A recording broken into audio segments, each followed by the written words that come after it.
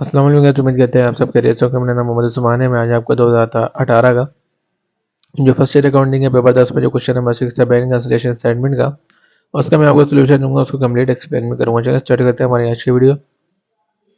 करेंगे study of cash book and bank statement M S Numan traders for the month of March 2018 revealed the following information. क्या स्टडी की गई है, मतलब कैश बुक जो बैंक स्टेटमेंट की M S Numan traders company का नाम है और मार्च 2018 की। और जो नीचे आपको कुछ इन्फॉर्मेशन दी हुई है उसको देखते हुए आपको क्या बनना है, प्रिपेयर आ बैंक रेजोल्यूशन स्टेटमेंट बनानी है मार्च 30 2018 की। ठीक है, तो सबसे पहले कंडीशन वन की बात कर लेते हैं। पहले पॉइंट में क्या कह रहे हैं, बैलेंस एज पर कैश बुक बोल रहे हैं 55,000 रुपये, बैलेंस एज पर बैंक स्टेटमेंट बोल रहे हैं 70,000 रुपये। कैश बुक में बैलेंस बताया गया 55 और 70,000 रुपये बैंक स्टेटमेंट में बताया गया अनबैलेंस है, आपको उसको क्या करना है, बैलेंस करना है। बोले cheque of 70,500 deposit into the bank but only 40,000 रुपये वॉज क्रेडिट। कि चेक जो है आपको 70,500 का डिपॉजिट किया आपने, लेकिन बट ओनली 40,000 रुपये वास क्रेडिट। क्रेडिट का मतलब ये है कि जो बैंक वाले ने आपके के पास क्या कर दी, क्रेडिट कर दी। क्रेडिट का मतलब ये होता है कि जब भी आपके पास बैंक क्रेडिट करता है इसका मतलब आपके अकाउंट में पैसे बढ़ा रहा है। इसका पूरी एंट्री का मतलब ये है कि 70,500 का डिपॉजिट आपने चेक करा था और 70,500 का, हम उसमें से 46,000 रुपये उसने तो कर दिए पेमेंट, मतलब डिपॉजिट कर दिए, लेकिन जो बीच के अमाउंट थे वो नहीं करे। ठीक है, मैं बताऊंगा वो क्या होता है। नीचे चलते हैं। चेक ऑफ 63,000 रुपये इशू बट ओनली 31,000 रुपये प्रेजेंट फॉर पेमेंट। एक चेक था, 63,000 रुपये का इशू किया गया था, बट ओनली 31,000 रुपये प्रेजेंट फॉर पेमेंट। वो प्रेजेंट मतलब वो पेमेंट के लिए प्रेजेंट सिर्फ 31,000 रुपये का ही हुआ है। और ये होता क्या है मैं आपको भी बताऊंगा। कह रहे हैं कि direct deposit by customer into the bank. भाई डायरेक्ट डिपॉजिट कर दी बैंक ने, ये तो मुझे उम्मीद करता हूँ सबसे आसान एंट्री होती है, सबसे आसान बनाना पड़ता है ये तो। इसकी एंट्री भी बड़ी आसान होती है। तो यह तो आपको पता ही होगा, डायरेक्ट डिपॉजिट कर दी। बैंक चार्ज, सर्विस चार्ज, ये भी पता होगा भाई। आप कोई चीज़ चार्ज कर रहा है बैंक, तो 500 रुपये की चार्ज कर रहा है। प्रॉफिट कैरिड बाय बैंक और 1500, उम्मीद करता हूँ कैरिड का भी पता होगा, पर बता चुका हूँ। जब भी बैंक कैरिड करता है इसका मतलब आपके अकाउंट में क्या कर रहा है, पैसे बढ़ा रहा है। तो बनाते हैं bank statement. Solution M S traders company का नाम, बैंक कैंसिलेशन स्टेटमेंट, और आपको बताई गई थी इसको बनानी है। तो मैंने 31 लिख दिया भाई। साल में 31 दिन भी होते हैं भाई, 30 दिन नहीं होते, 31 दिन भी हो सकते हैं। तो मैंने 31 2018 लिख दिया। ठीक है, डिस्क्रिप्शन का कॉलम बनता है कैश बुक का और बैंक स्टेटमेंट का, आपको अच्छे से पता है। सबसे पहले बैलेंसेस की बात कर लेते हैं, क्या दे रहे थे। 55,000 रुपये बोल रहे थे कैश बुक में और बैंक स्टेटमेंट में 70,000 रुपये। तो मैंने 55,000 रुपये कैश बुक में लिखे और बैंक स्टेटमेंट में लिख दिए 70,000 रुपये। ठीक है, अब पढ़ लेते हैं।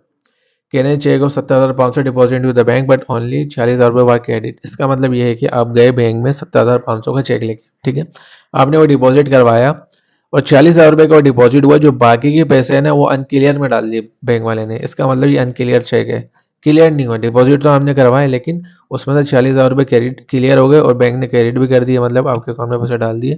लेकिन जो बीच की अमाउंट है 70,000 में सिर्फ 40,000 रुपये जो माइनस करेंगे आप, उसमें जो बीच की अमाउंट आएगी वो क्या हो गया, वो है अनक्लियर चेक। वो चीज क्लियर नहीं हुआ अभी, लेकिन वो जब भी क्लियर करेगा तो आपके अकाउंट में पैसे तो बढ़ाएगा ना।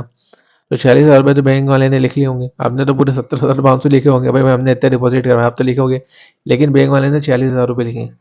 जो बीच की अमाउंट वो कौन लेगा, जाहिर सी बात है बैंक वाले लिखेगा, क्योंकि उसने क्लियर अनक्लियर करा है, अभी क्लियर नहीं करा है चेक वो। लेकिन जब भी वो क्लियर करेगा वो ऐड करेगा और आप बैंक स्टेटमेंट में ऐड होगा। तो ये क्या आ जाएगा, ऐड अनक्लियर चेक। 24,500 जब डिफरेंस निकाला 24,500 का आ रहा है। आगे चलते हैं। बोले चेक ऑफ 63,000 रुपये इशू करे बट ओनली 31,000 रुपये प्रेजेंट फॉर पेमेंट। मिसाल के तौर पे आबिद ने एक बंदे को 63,000 रुपये दिए, वो गया, उसने कुछ चेक भूल गया होगा घर पे, मिसाल के तौर पे 31,000 रुपये के चेक लेके चला गया, बाकी चेक लेके नहीं गया। तो 31,000 रुपये को आपके जो चेक थे उसको दे दिया बैंक वाले को, वो पैसे निकाल लिया आपके अकाउंट से। ठीक है, लेकिन चीज आपने कितने लिखे होंगे, आपने अपने अकाउंट में लिखते होंगे कि मैंने एक बंदे को 63,000 रुपये दिए हैं। मतलब आप अपना, मैं आपको क्यों बोल रहा हूँ, क्योंकि आप कैश बुक वाले हो, बैंक स्टेटमेंट वाला अलग होता है। तो आपने अपने पास लिख लिए होंगे मैंने 63,000 रुपये एक बंदे को चेक बना के दे दिया। लेकिन जो बैंक बंदा है जो है वो 31,000 रुपये लेके, आपको तो नहीं पता है बैंक वाले के पास 31,000 रुपये, आपने तो 63,000 रुपये दिया होगा। तो बैंक वो नमूने ने क्या करा, 31,000 के वो चेक लेके चले गया बैंक में और डिपॉजिट का पैसे निकलवा लिए आपके अकाउंट से। और जाहिर सी बात है आपके अकाउंट से पैसे कटेंगे, 31,000 रुपये उसने निकाल लिए, प्रेजेंट हो गया। लेकिन जो बीच के अमाउंट थे 63,000 रुपये का चेक था, उसमें से 31,000 रुपये जब माइनस करेंगे जो बीच की अमाउंट आएगी वो क्या कहलाएगी, अनप्रेजेंट चेक। अन मतलब वो बैंक में प्रेजेंट नहीं हुआ, वो चेक लेके, वो जब भी प्रेजेंट होगा वो चेक लेके आपके अकाउंट पे क्या जाएंगे, पैसे जाएंगे। तो जाहिर सी बात है बैंक वाले को तो नहीं पता ना कि वो इतने और भी पैसे थे, तो इनमें से इसको माइनस करेंगे, जो भी अमाउंट आएगी वो अनप्रेजेंट चेक कहलाएगी। और ये हमेशा क्या होता है, अनप्रेजेंट चेक बैंक स्टेटमेंट में क्या होता है, माइनस होता है, क्योंकि आपके अकाउंट से पैसे जा रहे होते हैं, इसलिए ये माइनस हो जाएगा। चलते हैं आगे।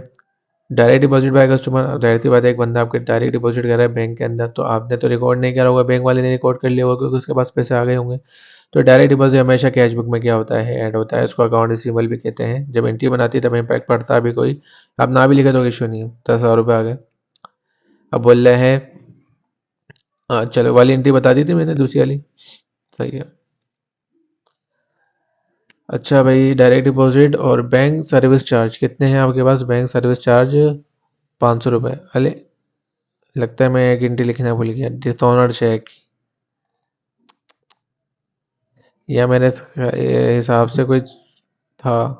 एक एंट्री और होगी, 1 2 3 4 5 6 7।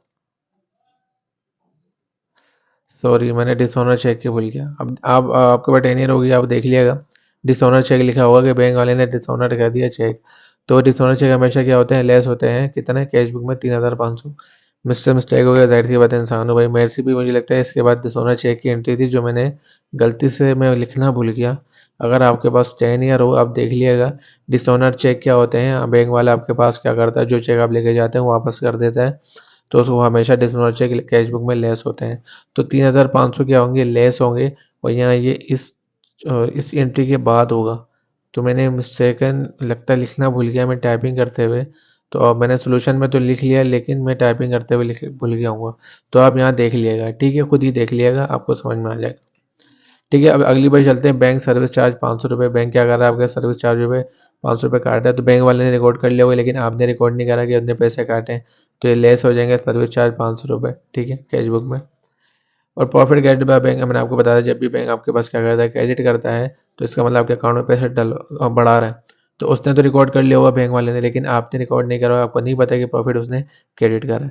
तो कैशबुक वाला क्या कर देगा, इसमें ऐड बैंक प्रॉफिट। सबको जब प्लस माइनस करेंगे तो 62,500 आ रहा है, और इन सबको जब प्लस माइनस करेंगे तो 62,500 आ रहा है। ये हमारा एडजस्टेड बैलेंस आ रहा है। सिर्फ मिस्टेक ये हो गई, मैंने डिसऑनर चेक नहीं लिखा। ये एंट्री में तो मैंने बना दिया है बैंक से लिखते हुए, लेकिन ऊपर लिखना शायद मैं भूल चुका हूँ, तो उसके लिए आप माजरत चाहता हूँ आपसे। तो आप 10 ईयर में देख लिएगा, यही होगा। तो इसी तरह हमारा सवाल कंप्लीट होता है। उम्मीद करता हूँ आपको सवाल से समझ में आया हो। तो अगर सवाल समझ में आया हो, वीडियो पसंद आए तो लाइक और सब्सक्राइब जरूर करें और आगे भी शेयर करें। और फिर से माजरत, मैं ये लिखना भूल गया एंट्री। तो ठीक है, मिलते हैं हमारी अगली वीडियो में, तब तक के लिए अल्लाह हाफिज़।